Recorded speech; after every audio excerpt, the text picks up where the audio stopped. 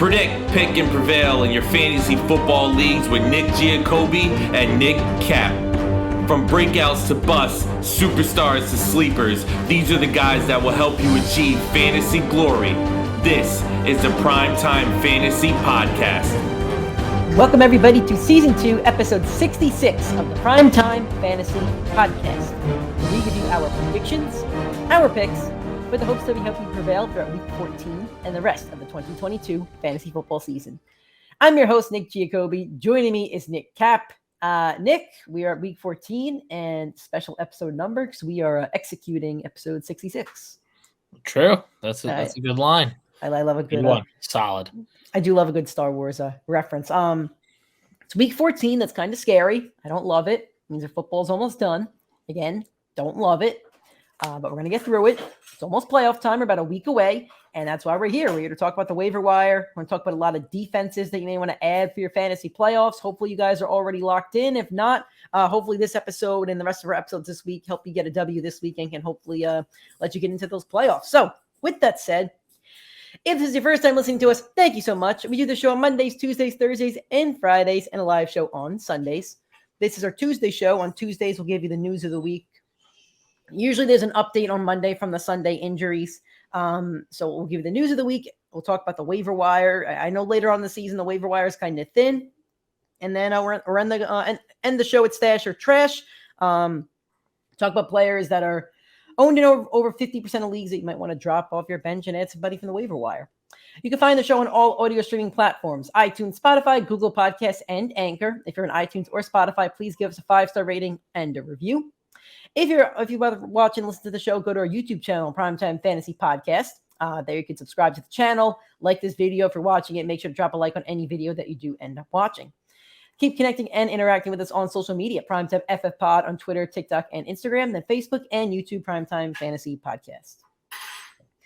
All right, like we said, we're going to start off with injury updates and the news. So Baker Mayfield was released by the Carolina Panthers. He basically said, I'm not going to play a backup role, and they released him. So your thoughts about that, Nick? Their next matchup was going to be against Seattle, so it looks like Sam Darnold's going to start.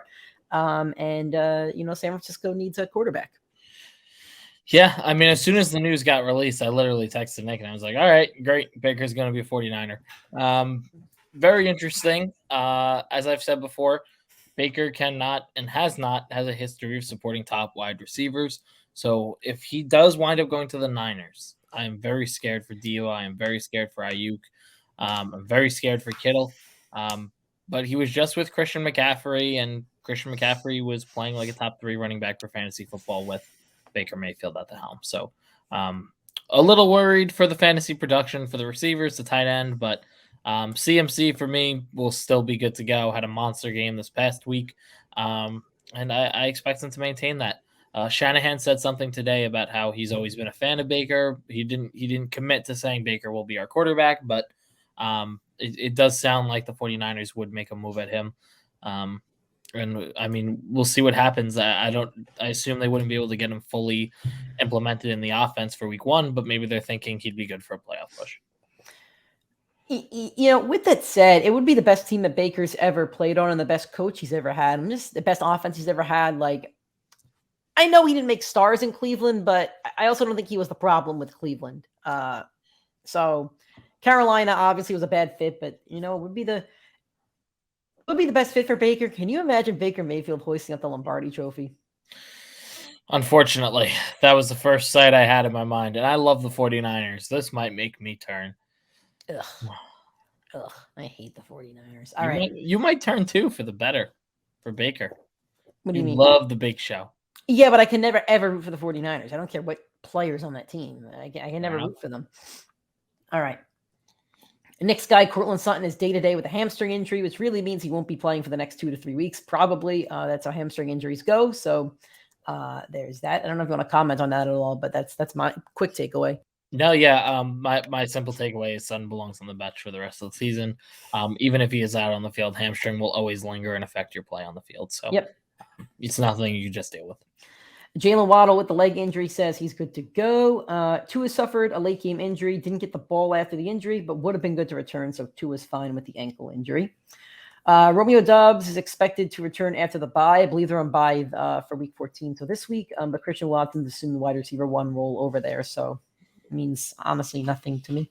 Hayden Hurst is doubtful with a calf injury to play next week. I don't know who they have next week. Do you know off the top of your head? Is it Buffalo? It's Cleveland. They have Cleveland. Okay. Yep. So there you go.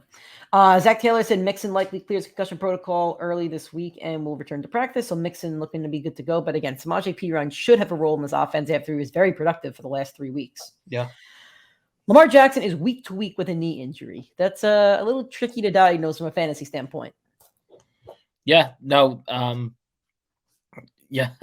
I mean, I think Tyler Huntley is going to be the big question mark because it's a mobile quarterback. Like he fits the Lamar Jackson scheme, but Lamar's, I will not play better. Tyler Huntley. Nope. Me neither, but I do see a lot of people saying like he does. Again, it's like it's the exact same thing with Justin Fields and Trey Lance, where it's like I don't need you to be a good quarterback to be a good fantasy quarterback. Like you can. You're right, but there's no pieces around them like at all. Tyler Huntley isn't as talented as Justin Fields. I agree. Well, I mean, there's no pieces around Justin Fields either, but I agree. I would take the Bears offense over the Ravens offense right now. Not with Lamar. No. You don't have a quarterback. The offense. Sure. I would also take the Ravens offense without Lamar versus the Bears offense without Justin Fields. So if you take away the starting quarterback, that's a fair take.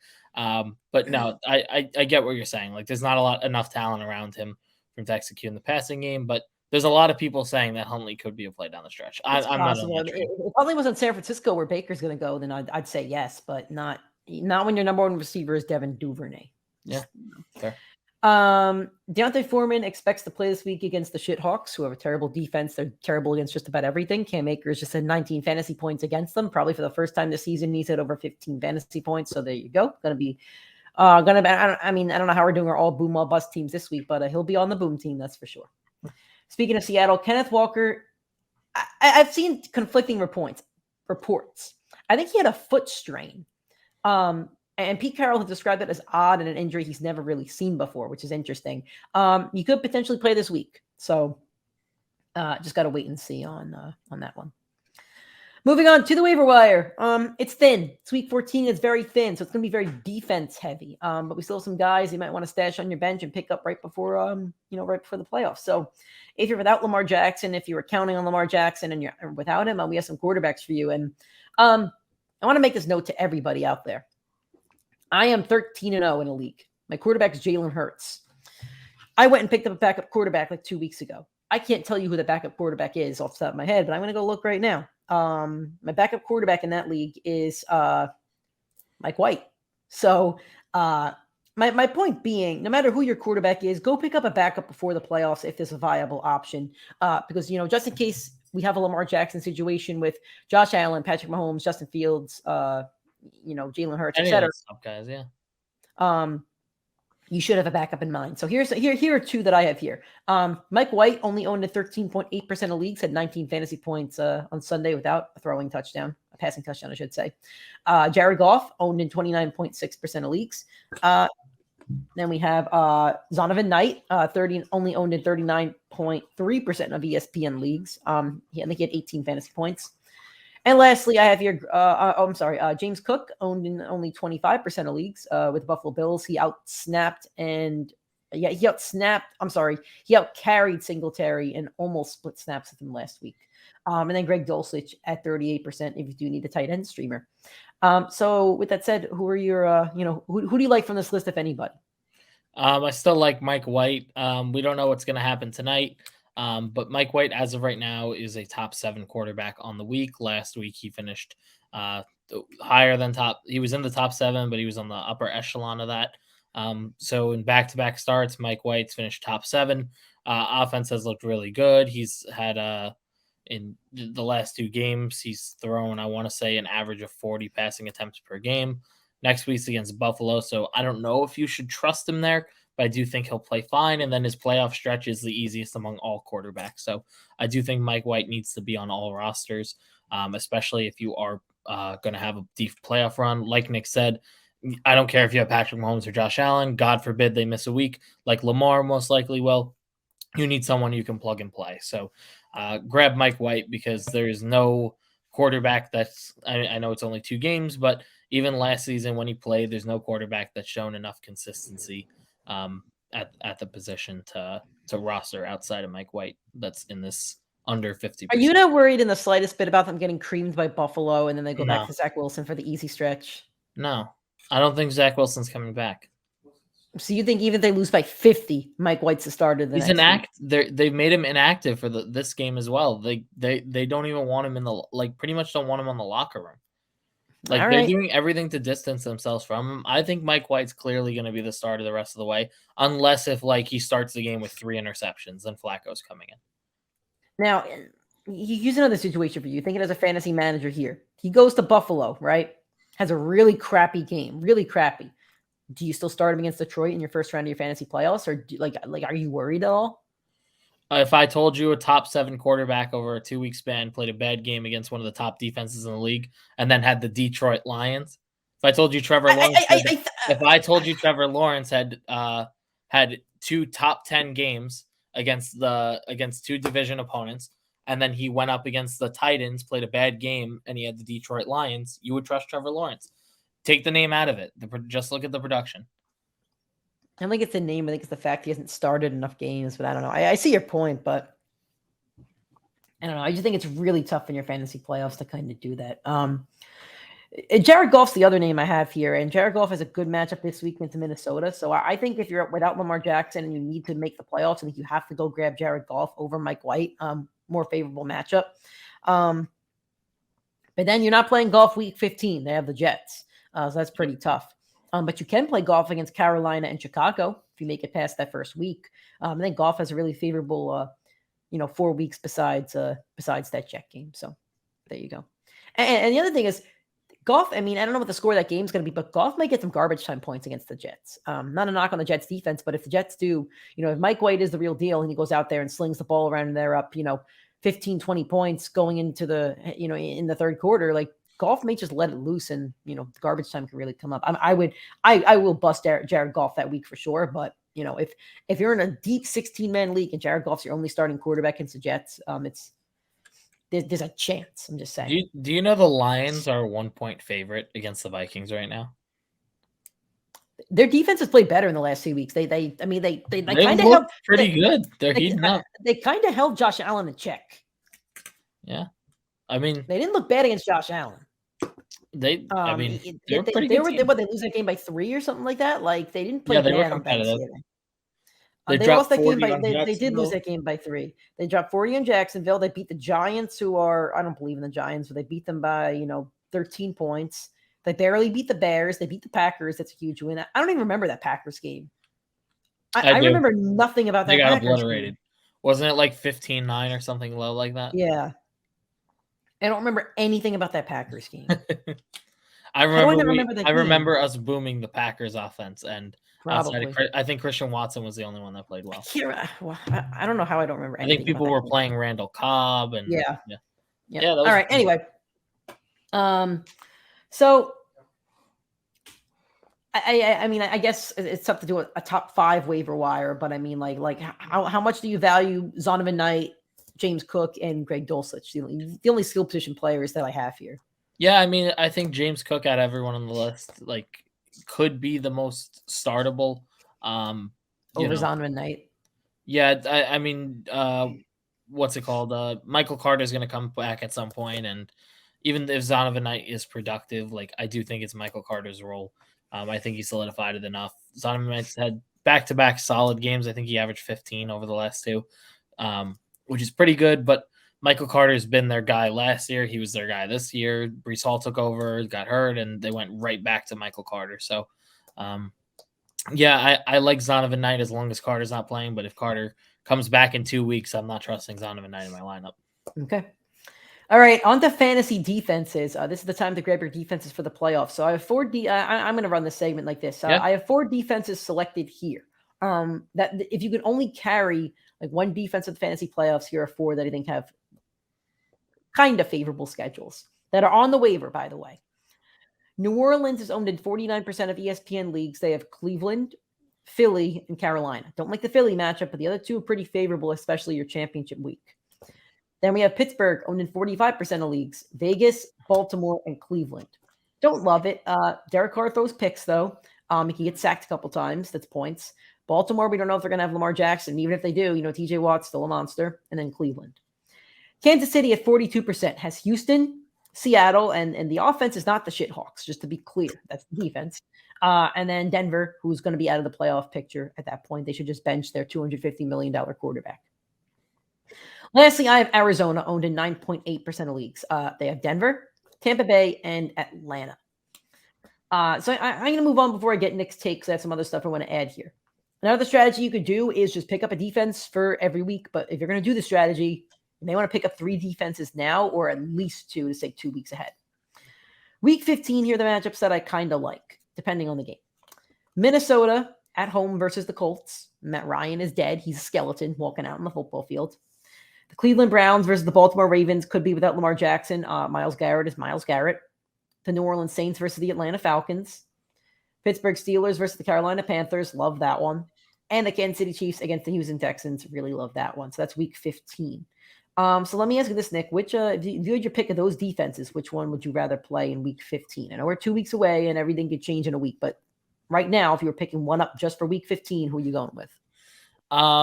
There's 2 I would definitely target. I like playing against Houston. They turn over the ball way too much. They don't get enough yards. They don't put enough points on the board. So that's 3 things where I think Kansas City's defense will be safe from any embarrassment. Mm-hmm. And my number 2 would be New Orleans versus Atlanta. Atlanta's been kind of competitive on and off this year, but New Orleans is just, in my opinion, way too talented. I would bet on the side of New Orleans playing a better defensive game than Atlanta playing a good offensive game. But I do think there's a little fear factor that Atlanta randomly puts up that 34-point game. Division matchup. I agree with you. Kansas City, my second choice would be Pittsburgh for week 15. Okay, week 16, this is your semifinal round. There's a lot of favorable ones here. Tennessee against Houston. Detroit at Carolina. Baltimore versus Atlanta. The Rams versus Denver. I don't know if Aaron Donald's going to play in that one, but if he is, that's 5 sacks right there. And then Denver against the Rams. So which one or two would you like to target for week 16? Well, there's 3. So Tennessee, again, against Houston, I gave you all the reasons that their offense is great for your defensive matchup. And then either defense from the Rams-Denver game, doesn't matter which side of the ball it is. It looks like Stafford's going to be out for the year. So Denver's defense, who's been shutting everybody down, but doesn't get enough recognition because of the offensive side of the ball, will be a good play. And then the Rams defense hasn't been fantastic, but Denver has the worst offense in football, statistically. It's also Russell Wilson's arch nemesis. He doesn't play well against the Rams. He never has and never will. So there you go. I agree with you on those, by the way. Week 17. This is a bit thin. Kansas City against Denver. Denver will probably be out of it by then at that point. The Cardinals at the Falcons, and Jacksonville versus Houston. There's only 3 here, so if you could only pick one, are you rolling with Kansas City? Yeah. Pretty simple, yeah. All right. So we now given you matchups. We've given you, defenses, etc. This is my final strategy. I call this the Houston strategy. You pick up Kansas City, Tennessee, and Jacksonville, and you run against Houston for 3 straight weeks. I do like the Kansas City-Tennessee connection because you could get Kansas City at Houston, Tennessee versus Houston, and then you could take KC versus Denver in the championship week. So you only have to use the 2 roster spots. So I do think that's a very good one. Yep, I totally agree with that. Russ is acting up, by the way. Oh, he's not just the quarterback, the dog. He's been bad tonight. He's been very bad. If you're watching the video portion of the show, I've had to mute my mic a couple times to yell at him and to make him go the other way. He's way too food. Do you want to show Russ to the cam? I feel like everybody gets to hear Russ. Come on, let's behave. Come here. Come on, Russ. Let's ride to the podcast. This is the doggy who is not behaving right now.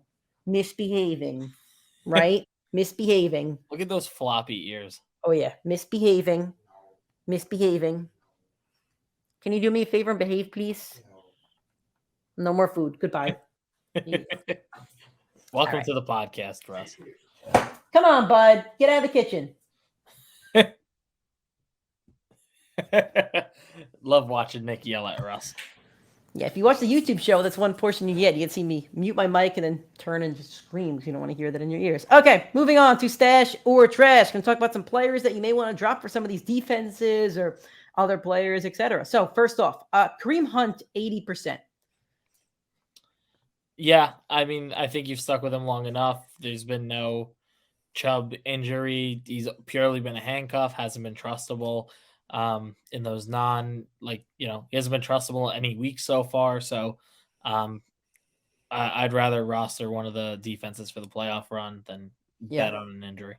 I just dropped Alexander Madison last week to pick up the Jets defense in my undefeated league. So I'm just like, he's just sitting on my bench at that point. Like, there's no value. I mean, there'll be value if Cook goes down, obviously. Same thing with Kareem Hunt and Nick Chubb. But at that point, like, you're just holding the backup at this point. Like, if you're going to hold Nick Chubb, why would not hold DeAndre Hilliard on Tennessee? It's the same situation, really. I know Hunt's more talented, but still. Hayden Hurst at 80%. I would drop him with the injury at the moment. Yeah, I think I'd rather roster Dulcich now. Yep. Raheem Mostert at 80%. I'm willing to hold on to him because I don't think this is 100% Jeff Wilson's backfield. I think that's fair. I do like the idea of rostering him, but if I could get James Cook, I think I'd rather own him. Okay. Cordell Patterson at 88%. I will keep him.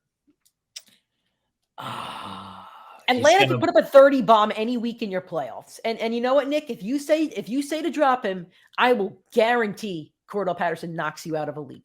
You know it's going to happen. Yeah. Excellent point. Keep Cordell Patterson on your rosters. Yes. Damian Harris at 60%. This is another handcuff situation. I'm okay with letting him go. Yeah, same exact thing. I would actually rather own Zonovan Knight and play him the 1 or 2 weeks that you might have him. George Pickens at 70%. If it's dynasty or a keeper league, no. But I don't know. The receiver position has been pretty deep. Like, I feel like you have someone on your roster you could play over him, but I would say how many weeks are you going to play him? If you're not going to play him in your fantasy playoffs, then drop him. What's Pittsburgh's playoff run? Vegas, Baltimore, I know they have Cleveland. Yeah, I think that's it. Yeah. I mean, those are favorable matchups. At least definitely Vegas is. Yeah, so let's roster him. Let's keep him on the team. Zay Jones at 56%. I'm okay with letting him go because I think he has some outlier games. I think he's almost like a poor man's Tyler Lockett from last year. 100%. Totally agree. But he's going to win somebody a fantasy championship. Yes. Yep. Totally agree. Kadarius Toney at 50%. Yeah, he's got to go. I will agree with that. Alrighty. That was our waiver wire show for week 14. And it's episode 66 of the Primetime Fantasy Podcast. If you enjoyed it and you're listening on an audio streaming platform like Spotify or Apple Podcasts, please give us a 5-star rating and a review. If you're watching/listening on YouTube, drop a like on this video, hit that subscribe button, share the YouTube link with your friends, with your leagues, help grow the Primetime Fantasy Podcast. Keep connected with us on social media, PrimeTimeFFPod, Twitter, Instagram, TikTok, then Facebook and YouTube, Primetime Fantasy Podcast. Thanks for listening to this show. We'll talk to you guys on Thursday for Thursday Night Football. Get you ready for week 14. Hopefully you do well on your waiver wires.